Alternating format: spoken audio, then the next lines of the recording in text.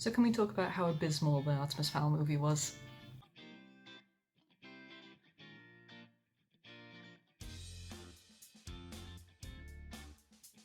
So welcome back to another video, and I don't know if this is going to be a new segment or not, but it would be kind of fun if it was. Kind of like how on my blog I review TV shows, books, movies, games, you name it, and I tried to keep it very neutral and try to be fair and, you know, honest about my opinions, but fair. So I'm not, if I don't like something, I'm not slating it into the mud kind of thing. I'm just like, yeah, these were the issues it had, very, you know, technical, whereas the videos are going to be a lot more personal and may turn into a ramble or a rant at some point. So let me know if that's something that you guys want to see. And today we are talking about the Artemis Fowl movie that came out on Disney Plus not too long ago, and oh my god. Percy Jackson, babe, you've got nothing to worry about anymore. You're good. You're good, you're in the clear. What went wrong? Oh my god. You know what, let's start off on a positive. What went right? It looked pretty. You gotta admit that some of the effects and some of the designs of the locations and the way the house was set out and the little small glimpses of the underworld that we got to see, they were pretty good. They looked good. And with Mulch, they did not make as many fart jokes as they could have. And that's when I'm done with the positives. I know they tried to fit it into the Disney formula, but when you look at Artemis Fowl, it's not really a Disney formula, so why are they trying to change it so much? I mean, I know when you're doing an adaptation, you need to take some creative liberties, because some things that are in books don't always translate well to the screen, and I understand that completely. Some things do need to be changed in order to fit the new medium, and that's fine, that is fine. But when you full on change everything apart from the characters' names, you're gonna have a few issues.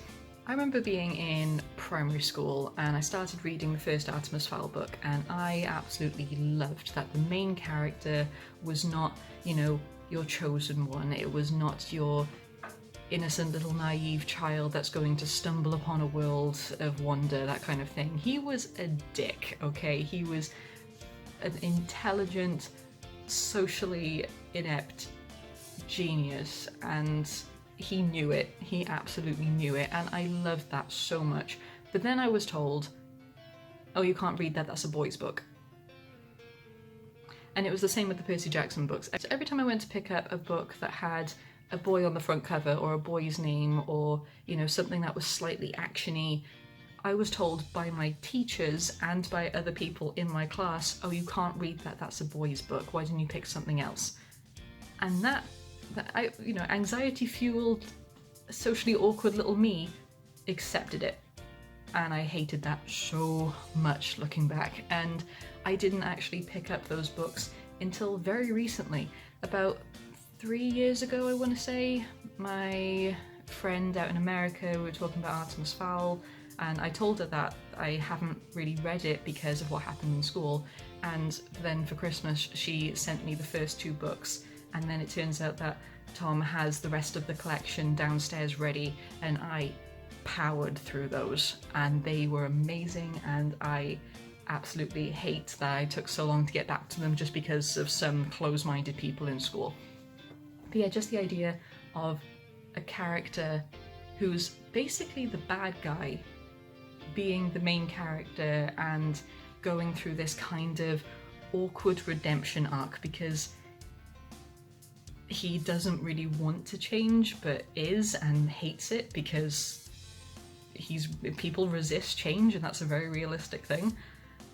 The character development, the character arcs, the different locations, the different conflicts, the creativity, the internal conflicts as well, like when you learn about his mother and you start putting pieces together with Holly's relationship with Roots, and it's just so well done. And especially when the world expands even more and you start learning about other like fairy cultures, and they start traveling to different parts of the world and learning how different monuments that we look at are actually very relevant to someone else's. It's just so cleverly done, and it's smartly written, and the characters are fun and sarcastic and go through development, and they're so good. So why did the movie take all of that away? I mean, let's look at it. They tried to change so much. So let's look at the Disney formula. You have to have a parent that is either always absent or dead. Well, you got 2 in 1. You've got one that you killed off. I don't give a shit about spoilers, okay? They killed off... Okay, so this is where the spoilers are going to be from here on out, just so you know. They killed off his mother, which takes away his motivation. He wants to learn about this world and wants to harness their power so that he can fix his family name. That is an amazing motivation, and it would push people to do some things that are morally grey or just downright bad. It was a good motivation, but you've killed off the mother, so you've taken away his motivation. You made him best buds with his dad, who was obsessed with fairy tales, and of course that's going to lead to, oh, but the stories were true!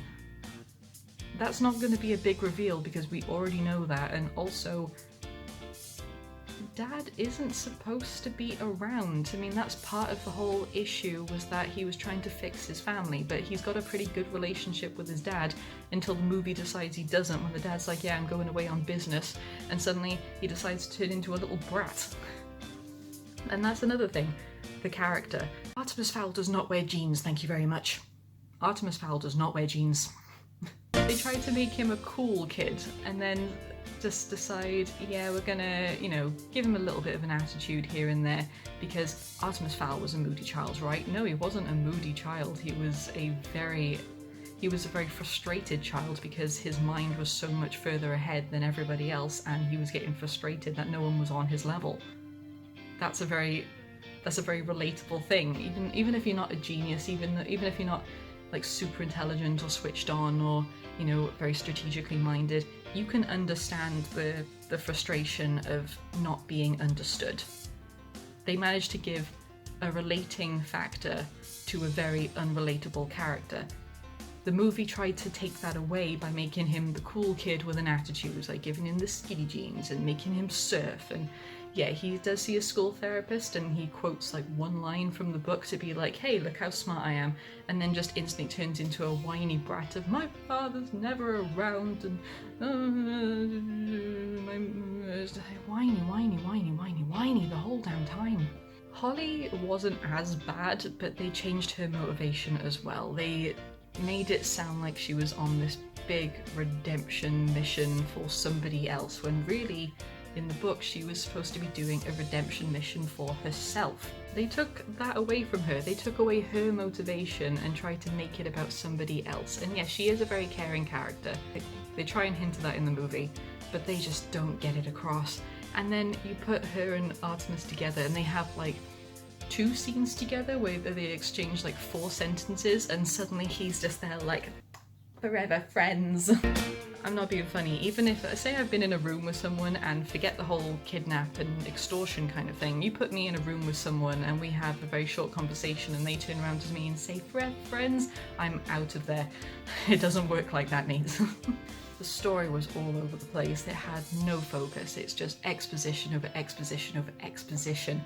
And then just when you think you're starting to have a little bit of, not an understanding of what's going on, because they do not explain anything important. All they do is say, oh yes, this is...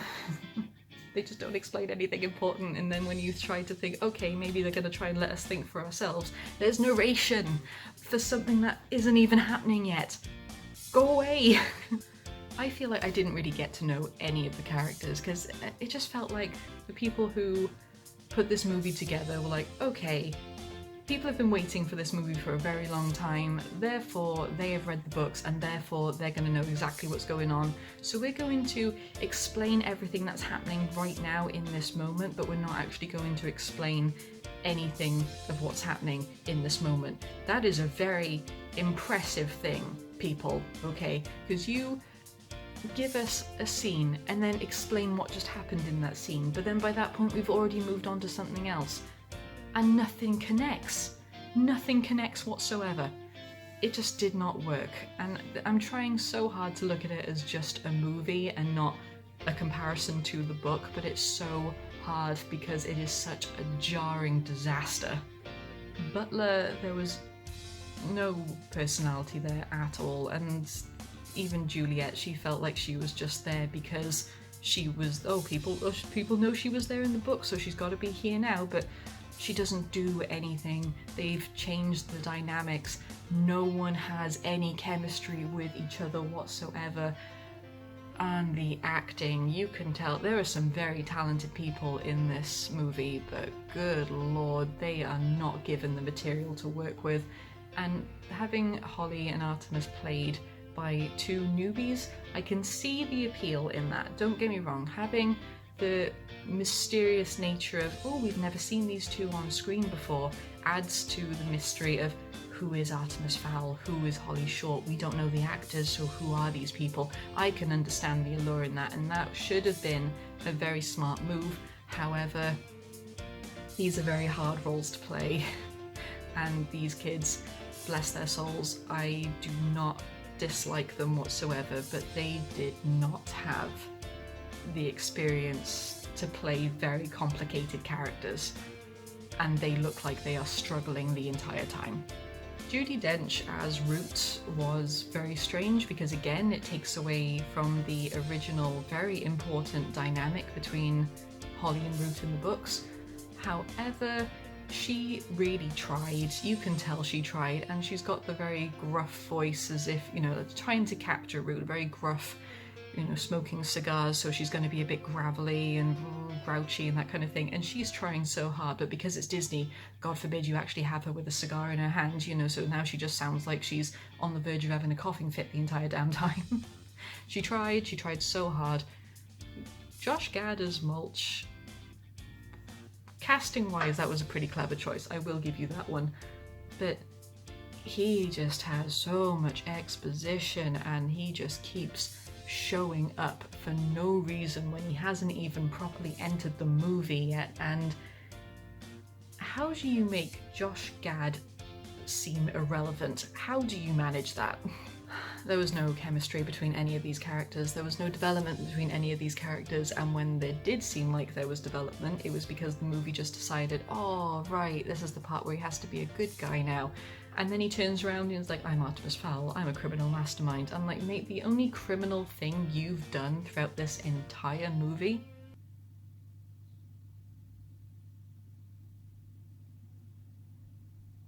you did no criminal activity throughout the entire movie. This whole movie was tell, don't show, which is the opposite of what a movie should be. It told you who people are and what they were doing, but it didn't tell you why they were doing it, and it didn't, oh frick, there was no drive, there was no motivation, and oh, Opal Kaboy, what did they do to you? Oh, would this have worked if it was in the cinema? God no, because it would have got the same reviews and people would have been twice as angry about it because they would have had to pay for the experience. This was, that's the thing, you can see how Artemis Fowl would make a fantastic movie if you follow the right formula from the book. Disney needs to stop being so scared to pull off the bad guy trope. I think, like, if they had actually given us Artemis Fowl, the criminal, the one who is secretly trying to do right by his family, the one who isn't afraid to do bad, give us that guy, because the redemption arc afterwards is going to be so good. Disney needs to stop being afraid of, oh, we can't give a bad guy as a main character because the kids will get the wrong idea. No, the kids will be excited to see something different. They will be excited to see this very strange child do some amazing things with some amazing people and learn. Learn that maybe being the bad guy isn't the best thing. And surely that's a better message than just being a wide-eyed blank slate and just going along with everything. It was unfocused, there was no character drive or development.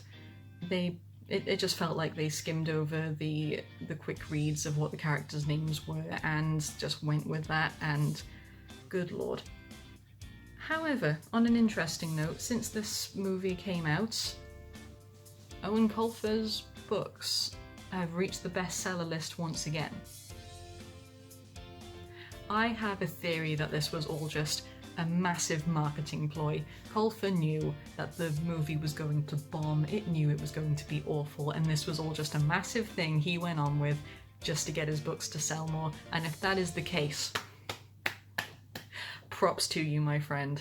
You have some balls. That is this rant over with, because I could go on and on and on about how abysmal this movie was, but let's be honest, we all know. I will not be watching it again. I will be waiting another 10 years or so until it is made into a TV series and done right.